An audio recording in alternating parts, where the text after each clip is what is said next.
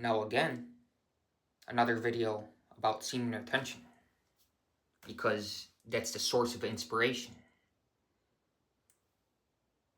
That's the foundation, a common theme, thread on this channel.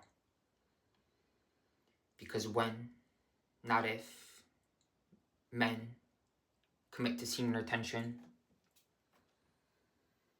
as more and more men are becoming aware of this eternal power within them, the spiritual power and energy that is within them eternally, when, not if, this practice of abstinence or semen retention becomes more and more popular, there's an increase in the spiritual energy of humanity, as men do not release their sexual energy mindlessly. They're not in a repeated cycle of sexual indulgence. They don't mindlessly release their life force, but rather allow it to build up within them. They increase in vitality significantly, physically, mentally, and spiritually. And men thus mature emotionally. They have emotional stability. There's a profound calmness in every activity, because instead of repeated release, a man preserves rather than depletes. And thus he's able to purge all limiting beliefs, because as he increases in vitality, he's effectively able to let go and surrender all negativity, which is in direct proportion to the increase in his vitality, his life energy. And this only makes sense conceptually. Actually, in modern psychology, this practice of semen retention is called sexual sublimation. It's essentially a refinement, an increase of one's sexual energy, as a man decides consciously and commits indefinitely to the practice of semen retention. This energy builds up within him in such abundance that the semen veil of 3D reality is seen through very easily. To enter the kingdom of heaven, become again like a child. Because what is a child but exemplary of perfect purity? They're operating at a high frequency because they haven't been programmed. And I won't say programmed yet, because yet implies that they will be, but they don't have to be. Because when we consciously are aware of a child's impressionability, the influence we have upon them, then we think beyond ourselves. We think about the next generation. And therefore, it's only natural to want to commit to semen retention, because you realize that this automatically benefits all of humanity in terms of energy as you elevate in frequency, because of your increase in vitality, which is synonymous with purity. Purity is the key. Look at the child. The child's high frequency. They're predominantly operating in theta and delta, and therefore they see the magic and beauty. And again, they see through the seeming veil very easily.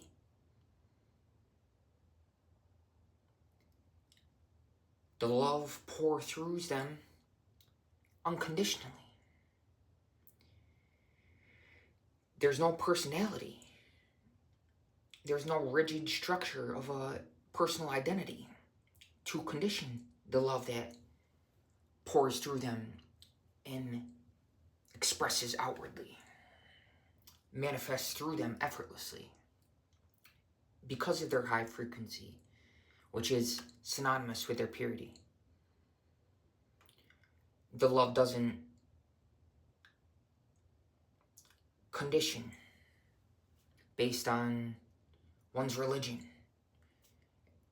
The love isn't conditioned based on the condition of a relationship or the condition of how someone treats me. Oh, I like you and I love you because you treat me the way that I want you to. Because you give me what I want you to.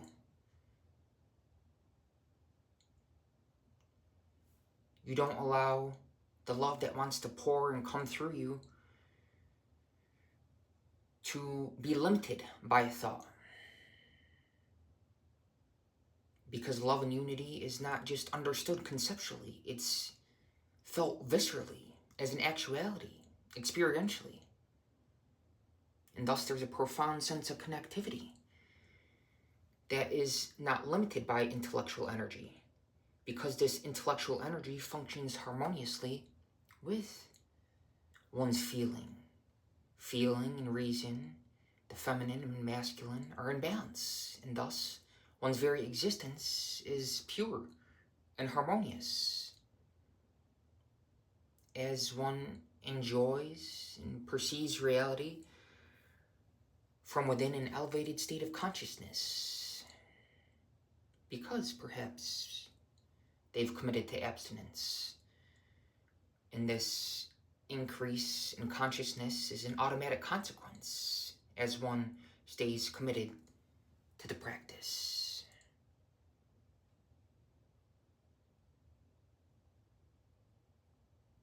And again, love is not conditioned based on relationships. Everything and everyone is seen as an extension, an expression of the one, the light, the source that animates all of us. The profoundness of our subjective experience naturally includes everyone and everything as a part of itself. Again, not just conceptually, but automatically. Of course, initially, we commit to the practice consciously, but after a while, as we persist on the journey, this love and unity is not something that one has to be focused on and practice consciously. Because again, it expresses through them automatically, extending outwardly, expanding, extending, and expressing ever more profoundly, including everything as a part of itself, as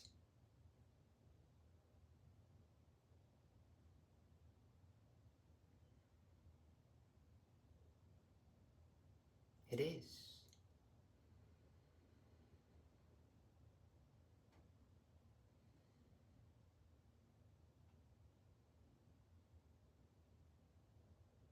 And so, the essence of this is never to allow a thought to separate. Never allow a thought, whatever it is, to condition the love that you are.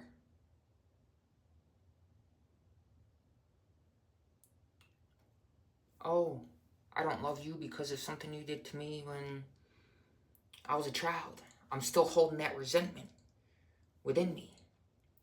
And it's corroding the inner, the heart. We don't want to live with that resentment. And thus, forgiveness is very powerful. At a certain point, however, we realize that actually there's nothing to forgive because everything is perfect as it is. To forgive something implies that it was wrong and therefore in need of being forgiven. But when something is not seen as being wrong, then you don't need to forgive it, because there's no resentment. There's nothing limiting within your heart, within consciousness, within the source within us, within the eternal witness that is simultaneously present and aware from every point in space and existence. Imagine that the same witness is within you, me, all of humanity, and not even limited to just this planet, but the same witness and presence, energetic abundance that is limitless and timeless, that pervades all of existence, which is definitely not limited to this planet. In the context of the entirety, the totality of the cosmos, one realizes, wow, thoughts are very local. And although individual, simultaneously impersonal. And I don't say this to lead to confusion, because when thoughts are viewed impersonally, then it allows us to see the world more clearly as the witness, as the impartial observer of the world around us. Because we realize that thoughts come and go, and therefore they're not the constant. The constant that is within all of us and persists after the individuality, the personality, after we leave the body. What is that which is more aligned with eternity? Our sexual energy. And so when we commit to celibacy, this energy builds up within us and we elevate in frequency. We become, again, more like children who are naturally in that state of sensitivity and therefore perceive the subtler realities because of their heightened sensitivity.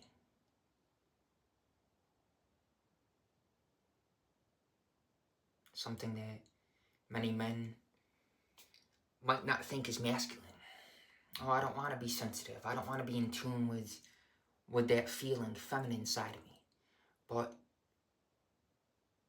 if one isn't, then they're not going to be in balance. There's not going to be wholeness. We want to realize both these masculine and feminine energies within us. Realize that they have nothing to do with gender. That they're within every individual. And it's really the transformation of the individual as one's mind is renewed, as they're spiritually reborn,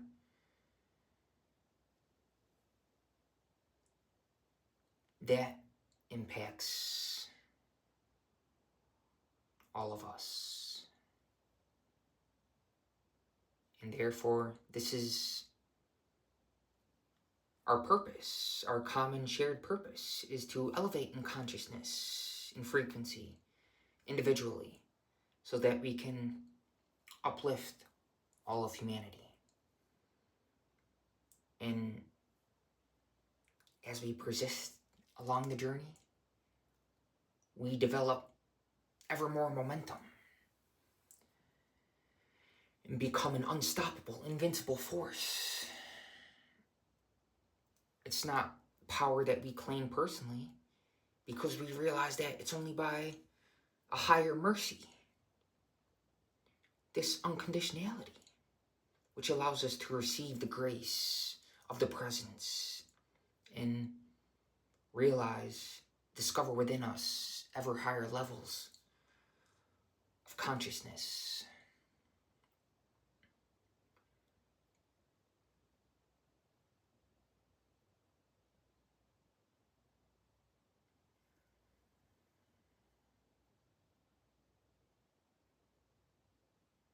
That becomes the focus. In the Bible it says, in James 1:8, that a double-minded man is unstable in all his ways. And so today, we want to be focused and fixed on the path, not deterred or distracted by whatever the world throws at us, whatever appears in awareness, as we realize that this is showing up not by coincidence. Perhaps it's a test. As a lifetime student, this is showing up as a test to see how I'm gonna choose to respond. Or maybe I don't even have to make a choice. It's spontaneous. My response is automatic because of where I'm at subjectively, in the flow state, where everything just flows effortlessly and naturally, and where revealed synchronicity.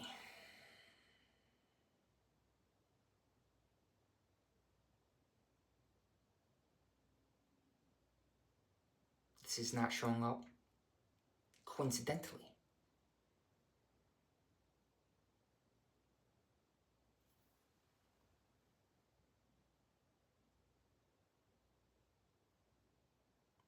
And to avoid appearing as, seeming as a talking head, rambling on,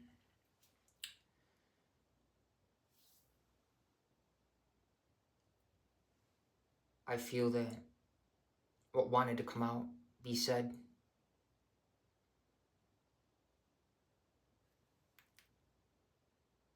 is expressed.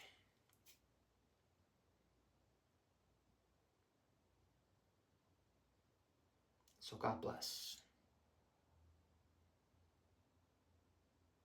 I shall leave it there.